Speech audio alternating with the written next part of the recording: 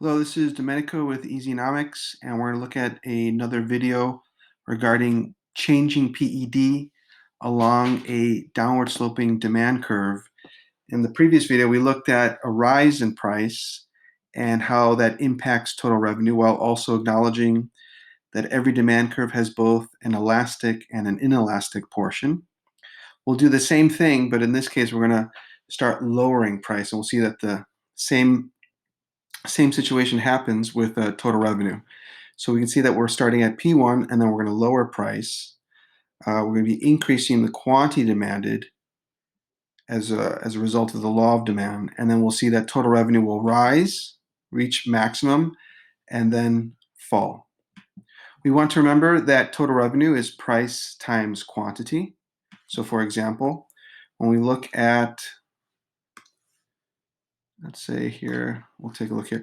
When we look at P1 times Q1, the total revenue is this rectangular area, which we can see there shaded. And then as we lower price, the total revenue will change. In this case, it'll go from P2 times 2Q.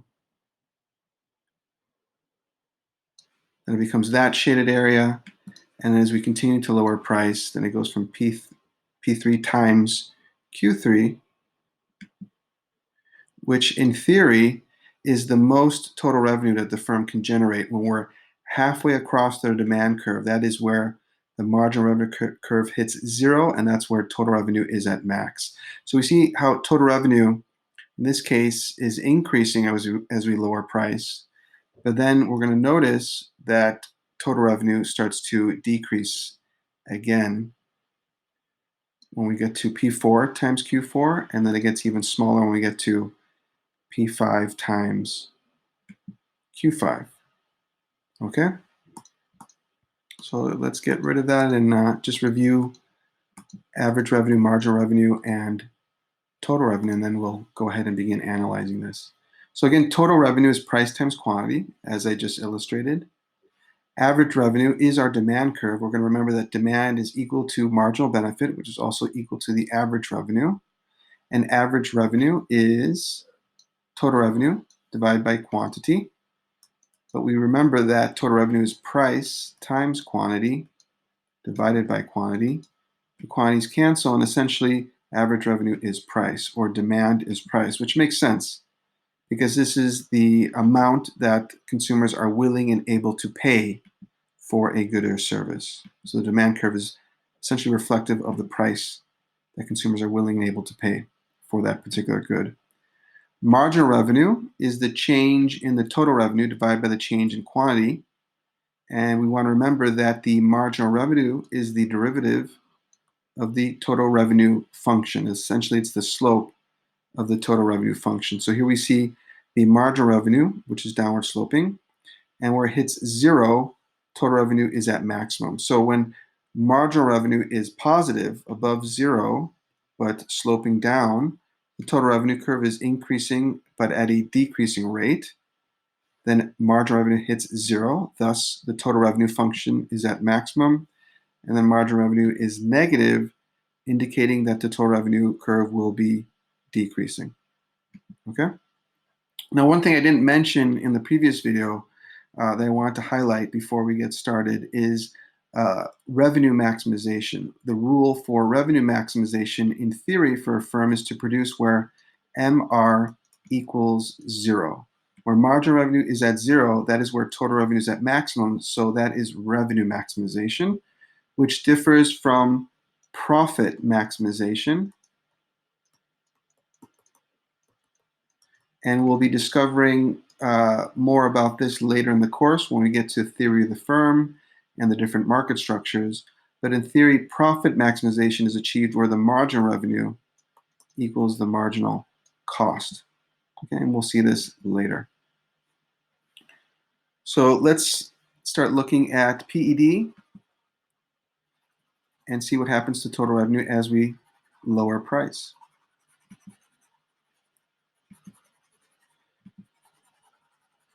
So price elasticity of demand, PED, is equal to the percent change in quantity demanded divided by the percent change in price. So essentially, we're taking any 2 points along a demand curve and measuring the percent change in the quantity versus the percent change in the price.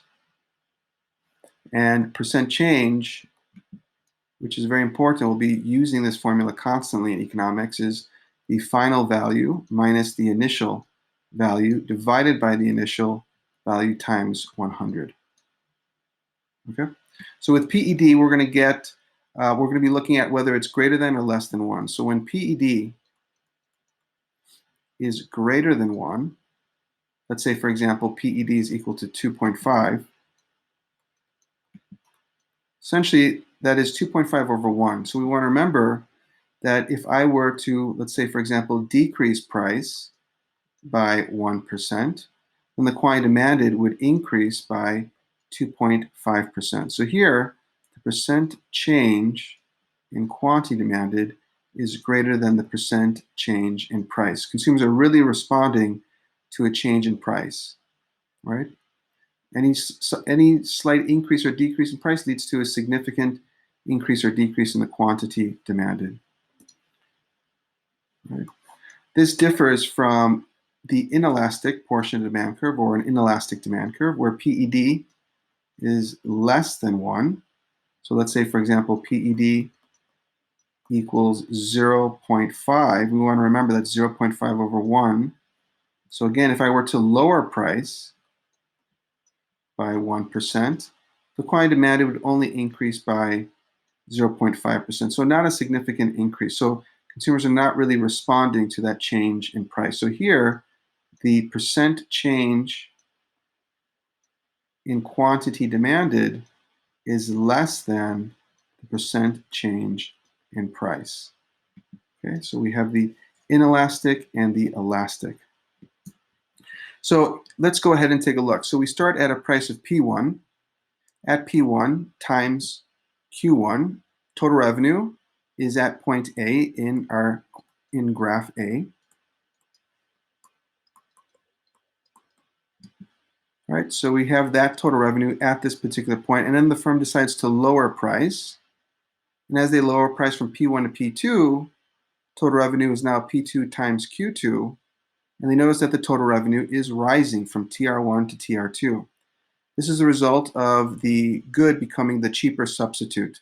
The firm lowers price, and their product is becoming the cheaper substitute, so they're grabbing market share, and their total revenue is rising from point A to point B. So they decide to lower price again from P2 to P3, and their total revenue now being P3 times Q3, they notice that the total revenue has increased yet again from TR2 to TR3. So by lowering price from P1 to P2 to P3, total revenue is rising. Thus, we can assume that the percent change in quantity demanded is greater than the percent change in price.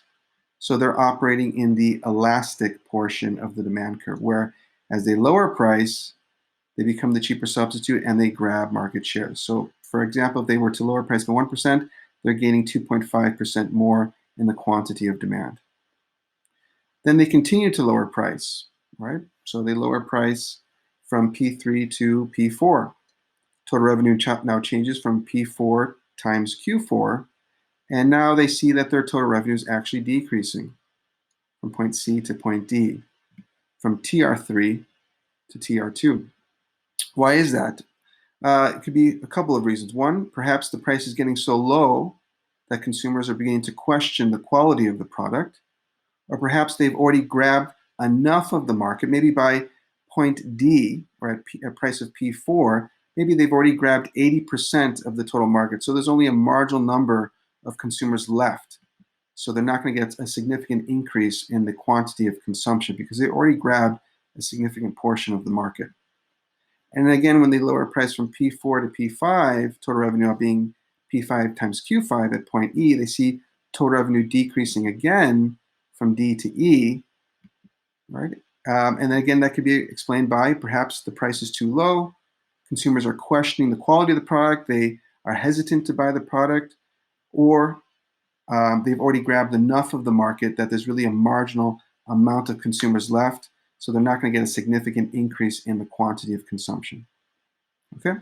So here we have price falling, and then from point A to point B to point C along the demand curve, they're operating on the elastic portion of the demand curve, where as they lower price, the total revenue rises. So we want to remember in the elastic portion, as we lower price, total revenue rises and vice versa. And then when they get to point C, D, and E, they're operating in the inelastic portion of the demand curve.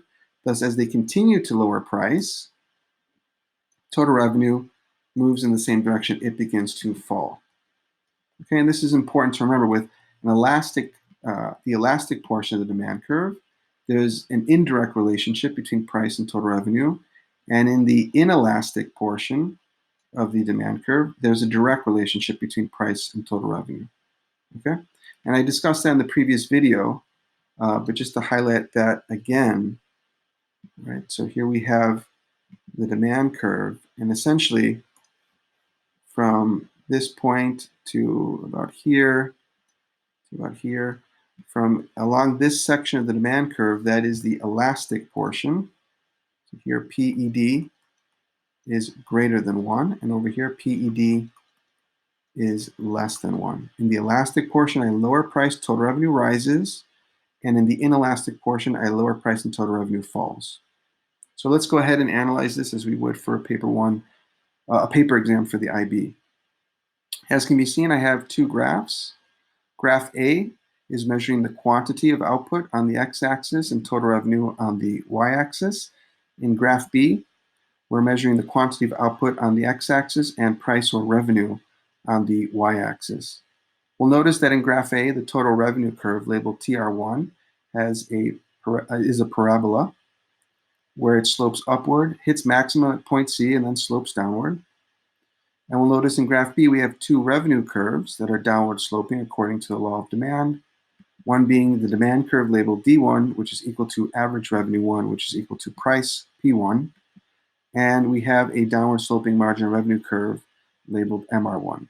We should note that MR, the marginal revenue, hits 0 when we are halfway across the demand curve, and it corresponds with the total revenue curve being at maximum. Thus, the marginal revenue curve is the derivative of the total revenue function. Okay, so we have a firm, and they're starting with a price of P1, and their total revenue at a price of P1, total revenue being P1 times Q1. Total revenue in graph A is at point A at a quantity of Q1.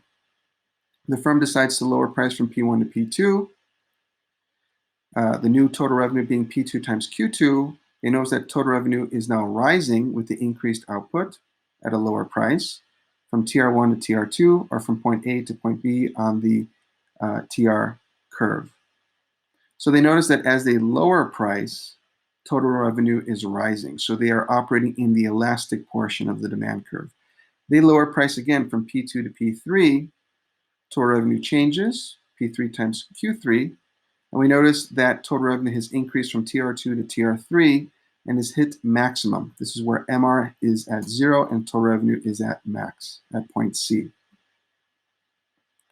This is where revenue maximization would be achieved if that was the objective of the firm. The firm continues to lower price from P3 to P4. Total revenue changes to P4 times Q4.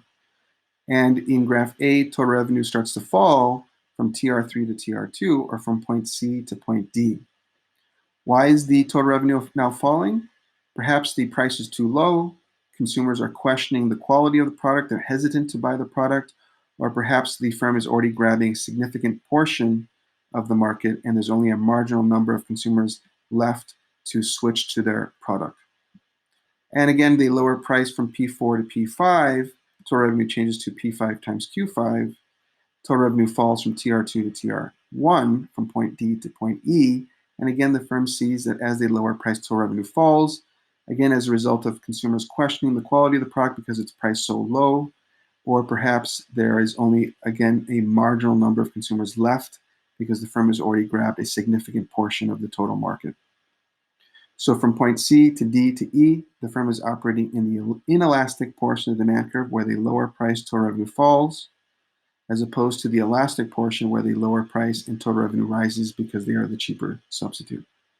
And that's it. That's all you would have to do if to illustrate changing PED along a downward sloping demand curve. If you have any questions, don't forget to comment or to like or subscribe. Thank you so much.